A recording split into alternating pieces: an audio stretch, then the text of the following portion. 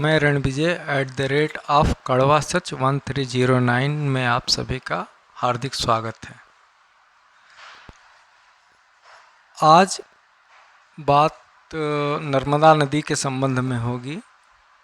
भारत में नदियों को देवी के रूप में माना जाता है और उनकी पूजा की जाती है। नदियों से लोगों की आस्थाएं जुड़ी होती हैं। प्रचलित मान्यताओं के अनुसार गंगा को सबसे पवित्र नदी माना जाता है और देवी गंगा कहा जाता है। देश के अधिकांश नदियों को महिला के रूप में दर्शाया गया है। केवल ब्रह्मपुत्र नदी एकमात्र अपवाद है जिसे पुरुष माना जाता है।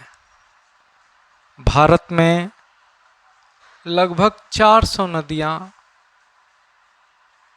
नदियों का जाल है, लेकिन उल्टी दिशा में बहने वाली एकमात्र नदी नर्मदा है। देश में जहां एक ओर ज़्यादातर नदियां पश्चिम से पूर्व दिशा की ओर बहती हैं और उनका समापन बंगाल की खाड़ी में होता है, वहीं दूसरी ओर नर्मदा पूर्व से पश्चिम की ओर बहती है और उसका समापन अरब सागर में होता है।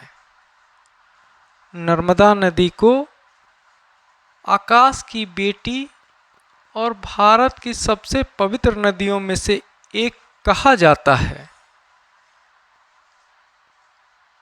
इस नदी के साथ प्रेम, विश्वासघात और अकेलापन की कहानी जुड़ी हुई है।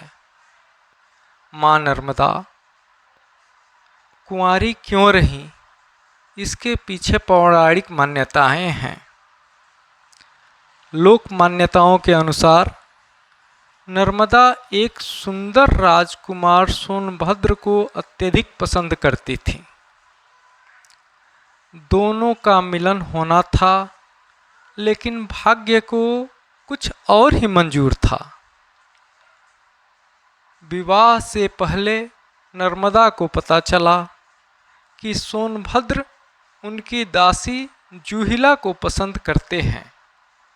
यह जानने के बाद नर्मदा ने सोनभद्र से दूर अपने पूर्व मंगेतर के व्यक्तित्व के विपरीत पश्चिम की ओर बहने के लिए अपना रास्ता तय किया। साथ ही नर्मदा ने कुंवारी रहने का फैसला किया।